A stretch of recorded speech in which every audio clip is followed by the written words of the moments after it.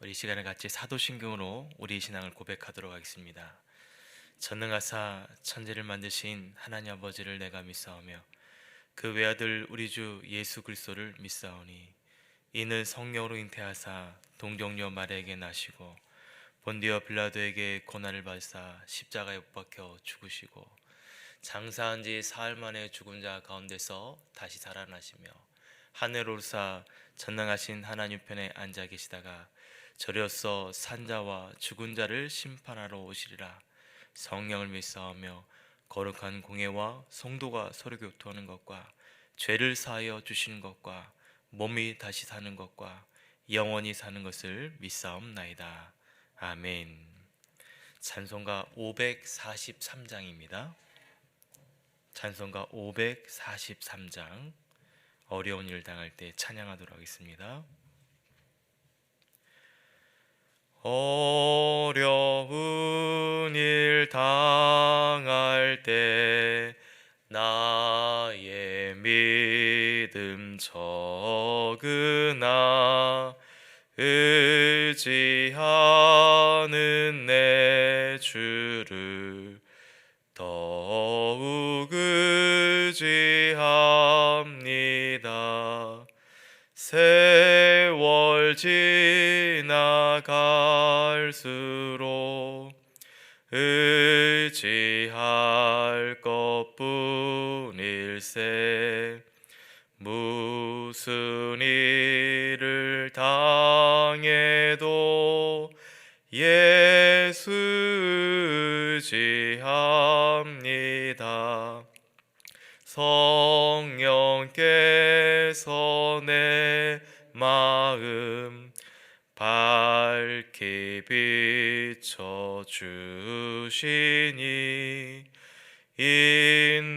인도하심 따라서 주만 의지합니다. 세월 지나갈수록 의지할 것뿐일세. 무슨 일을 당해도 예수 의지합니다. 밝을 때의 노래와 어두울 때의 기도로 위태할 때 도움을 주께 간구합니다. 세월 지나갈수록 의지할 것뿐일세. 무슨 일을 당해도 예수 의지합니다. 생명 있을 동안에 예수 의지합니다. 천국 올라가도록 의지할 것뿐일세. 세월 지나갈수록 의지할 것뿐일세. 무슨 일을 당해도 예수 의지합니다. 아멘. 기도하시겠습니다. 하나님 아버지 감사합니다. 오늘도 우리에게 첫 시간을 또 주의 전에 나와 예배드릴 수 있도록 우리를 인도하여 주니 감사드립니다. 오늘도 주님 의지합니다. 어려운 일을 당할 때에, 나의 믿음이 연약해질 때에 생명 있는 동안에 오직 주님만 의지하며 살아갈 수 있는 우리들의 삶이 되게 하여 주시옵소서.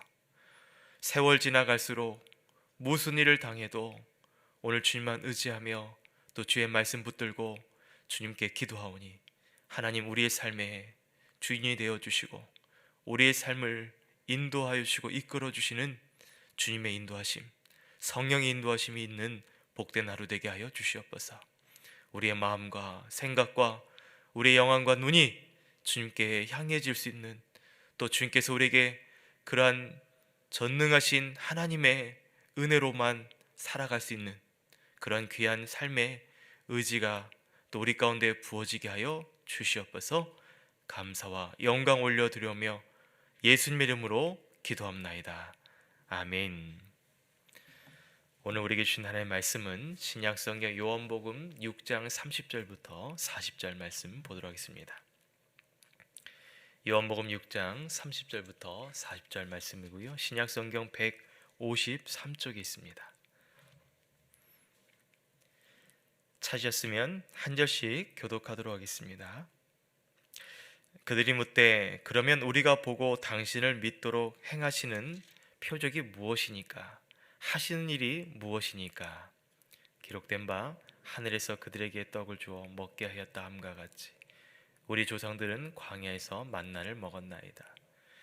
예수께서 이르시되 내가 진실로 진실로 너에게 이르노니 모세가 너희에게 하늘로부터 떡을 준 것이 아니라 내 아버지께서 너에게 하늘로부터 참떡을 주시나니 하나님의 떡은 하늘에서 내려 세상에 생명을 주는 것이니라. 그들이 이르되 주여 이 떡을 항상 우리에게 주소서. 예수께서 이르시되 나는 생명의 떡이니 내게 오는 자는 결코 줄이지 아니할 터요 나를 믿는 자는 영원히 목마르지 아니하리라. 그러나 내가 너에게 이르기를 너희는 나를 보고도 믿지 아니하는도다 하였느니라. 아버지께서 내게 주시는 자는 다 내게로 올 것이요 내게 오는 자는 내가 결코 내쫓지 아니하리라. 내가 하늘에서 내려온 것은 내 뜻을 행하려 함이 아니요 나를 보내신 이의 뜻을 행하려 함이니라. 나를 보내신 이의 뜻은 내게 주신 자 중에 내가 하나라도 잃어버리지 아니하고 마지막 날에 다시 살리는 이것이니라. 함께 있습니다. 내 아버지의 뜻은 아들을 보고 믿는 자마다 영생을 얻는 이것이니 마지막 날에 내가 이를 다시 살리리라 하시니라. 아멘.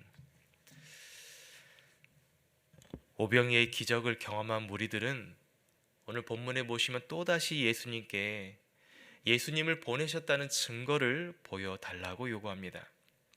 31절 말씀에 보시면 이렇게 말하고 있습니다. 기록된 바 하늘에서 그들에게 떡을 주어 먹게 하였다 함과 같이 우리 조상들은 광야에서 만나를 먹었나이다 라고 말하고 있습니다. 예수님 입장에서 본다면 참 이 말들이 참 어이가 없을 것 같습니다. 왜 그렇습니까?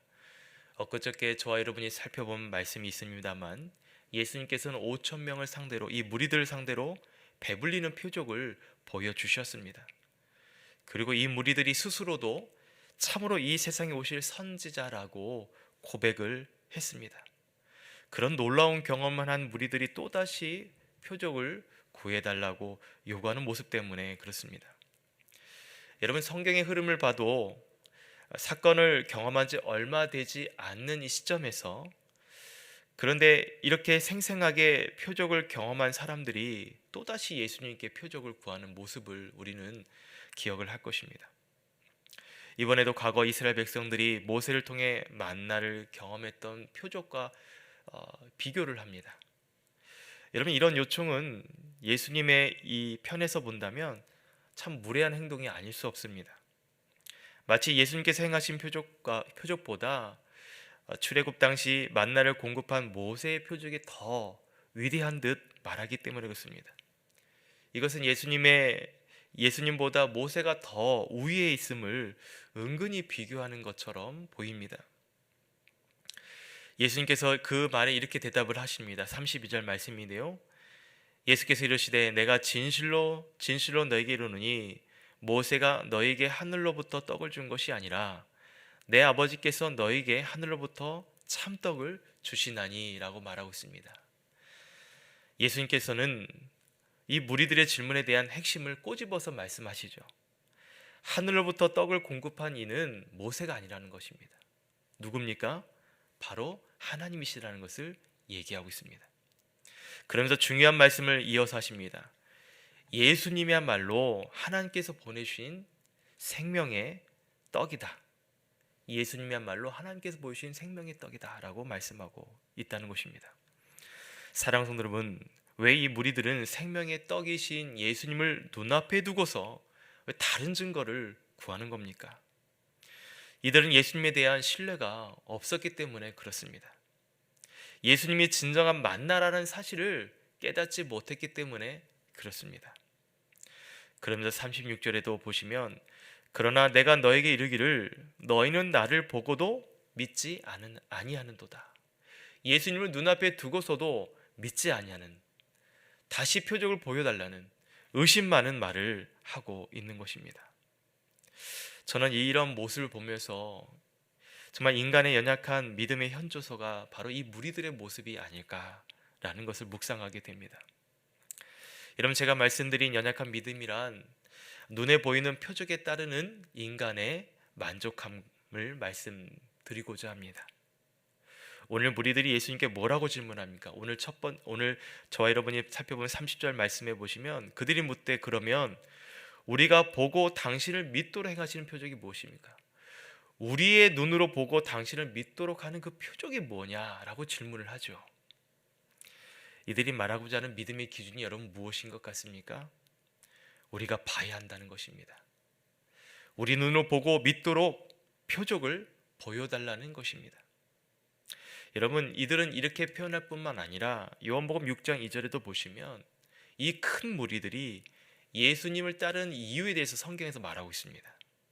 병자들에게 행하시는 표적을 보았기 때문에, 병자들이 치유되는 것을 그들이 눈으로 보았기 때문에 예수님을 따르게 되죠. 자신의 눈으로 보았기 때문에 믿고 따른 것입니다. 그래서 이런 질문을 해보았습니다. 도대체 믿음이란 무엇인가? 내 눈에 보이는 표적에 만족함인가? 그것을 통해 얻는 믿음이 진짜 믿음인가? 여러분 어떻게 생각을 하십니까? 히브리서 11장 1절에는 이렇게 말하고 있죠. 믿음은 바라는 것들의 실상이요 보지 못하는 것들의 증거니.